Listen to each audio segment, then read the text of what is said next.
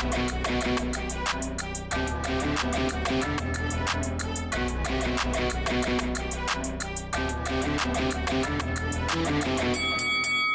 guys, welcome to Boxing Squared for boxing news and views from around the internet. Well, disappointing news. Luis Ortiz, who was Mr. Every heavyweight contender needs to come through me. I'm coming after every heavyweight in line for the title. That's what he said after the Martin fight. Has turned down the IBF Final Eliminator against Filip Hrgovic. So he and his team had 3 days to say yes, yay or nay to the opportunity to fight for a direct shot at the IBF heavyweight title, which, as we all know, they don't mess around with their mandatories. You get that mandatory, you will get it. Ortiz and his camp did not want to know, has turned it down. Mr. Boogeyman wants to go elsewhere. So disappointing development. And especially because those statements, I'm coming after every heavyweight in line for the title. But I guess the realities of the business side of the sport trump the actual words that come out of a heavyweight's mouth. And that's the danger with making statements in public, which you just can't cash in later because you have promotional considerations and other things. And one of the things that would make a fight between Ortiz and Hrgovic unlikely and probably has factored into the decision making is Luis Ortiz is with a different company, different management, fights on different networks. And the reality of the sport is that stuff does matter. So he's made all sorts of statements post his win over Charles Martin and now has been made to look a little bit silly because less than 1 day after being offered a direct shot at a heavyweight title, turns it down. Luis Ortiz, who is claiming and trading on the fact that he somehow avoided and not getting title fights. No one wants to face him. No one wants to give him opportunities. Does not want this fight. But I guess the reality is as well, after his last performance against a puncher like Hrgovic, it's a risk. But also the money probably wouldn't have been great. And also PBC is not in the habit of basically trying to help build up other promotional companies like DAZN and Matchroom, their fighters. Because if he had have taken that fight and Filip Hrgovic blitzed Luis Ortiz, then obviously that does a wonder for the profile of Filip Hrgovic. So it does beg the question, well, what next for Luis Ortiz? And his management has been out on social media pleading with Andy Ruiz Jr. for a fight. So you can see here, this was a post Ruiz put up saying, can't wait for my return. My knee feels good and ready to go. Who should I fight? That's a classic Andy Ruiz Jr. social media line. Who should I fight? He just sort of, it's so lazy, just puts it up. It's, I guess, trying to get engagement. They've already got whoever's locked in to be locked in. And maybe it is Luis Ortiz, but Ortiz's management, how about Luis Ortiz? Think both of you would be explosive, epic fight, and real talk a 50-50 fight.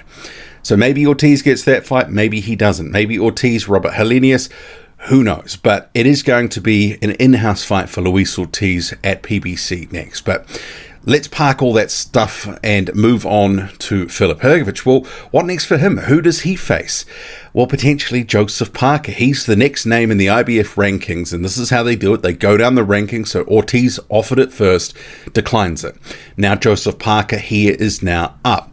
So he's got apparently until Friday to decide if he wants the fight, and if he doesn't take it, the IBF continues down the rankings. And I wouldn't be convinced that this is going to get made. I mean, there's a case to say, look, they're with the same promoter, they're, DAZN, Matchroom, there's all that tie-up. But the thing that could preclude this is money. Joseph Parker and his team have made very obvious and deliberate decisions in Parker's career, and it's all revolved around money. And like Luis Ortiz, who can likely get bigger money elsewhere for other fights, it could be the same here. Joseph Parker only fought Derek Chisora last year twice because that was the biggest opportunity around for him money-wise. If you're talking Joseph Parker in 2022, if he was to go elsewhere, could he get more money than Filip Hrgovic in that sort of fight? Potentially. But then you also have Parker's statements that he's gunning for another world title. He wants another shot at the champions. And if he really means it, kind of like Luis Ortiz, you got to take it, even if the money is shorter. But we know David Higgins, Joseph Parker's former promoter, current manager and advisor, he will walk away from this if it doesn't make sense in terms of the dollars. He will want Parker to get a bigger split than Hrgovic, even though this is a final eliminator, and I believe it will be a 50-50 cut. He want more money for Parker, probably the pay-per-view portion, upside from New Zealand, all that sort of stuff for Parker. It will be, I think, a relatively difficult negotiation. And you also have to consider Parker's just recently linked up with Andy Lee. Andy Lee's spoken about maybe 1 or 2 development fights before Parker gets to a real big shot.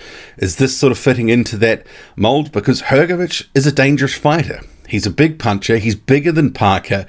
And if he decides to rely more on his boxing, as he did in his amateur days, and people forget, Hrgovic and Parker were pairs in the amateurs.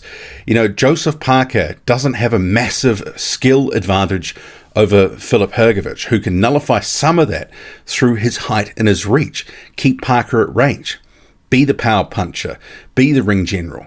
And Joseph Parker, and this is I had a few comments recently when I suggested that's quite a tough matchup. And there were some Parker fanboys who were saying that Joseph Parker knocks out Filip Hrgovic.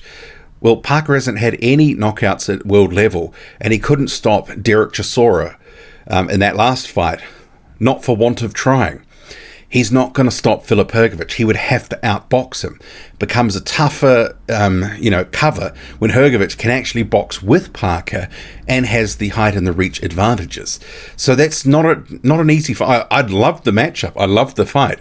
Parker would have to get to the inside to get some of his work away, and he's not a great inside fighter. So it would be an intriguing matchup, especially if he's going to try to bring some more of this Kronk style, the Andy Lee sort of link up. Some of that, what we saw against Chisora, may not necessarily work against Filip Hrgovic, who's a bigger guy, and he carries, in my view, more power than Chisora. It's quite a dangerous fight for Joseph Parker, and maybe not necessarily a lucrative one. So we'll see what happens there. I know some people just say Parker's going to automatically take it. I wouldn't be so sure. If he does, credit to him, and that sort of follows through on that he wants to go for a title. But if he turns it down, I think it probably is for money.